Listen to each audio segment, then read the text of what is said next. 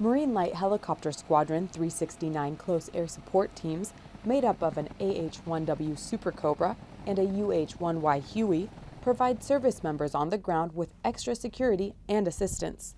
They'll call us when, like, anybody up near the AO we're in right now needs us, whether it be immediate assault support, being resupply missions or close air support. Although the Cobra and the Huey are fully equipped with high-grade weapon systems, the noise signature is sometimes enough to deter the enemy. We like to stay offset, that way they don't hear us, and we'll get PID and then we'll get to engage and eliminate the threat, but most of the time they can hear us, or they'll have spotters here and there and they'll see us, and then they'll quit shooting or they'll throw their guns in the bushes. Today, operations tempo was a bit slower for the Close Air Support Team.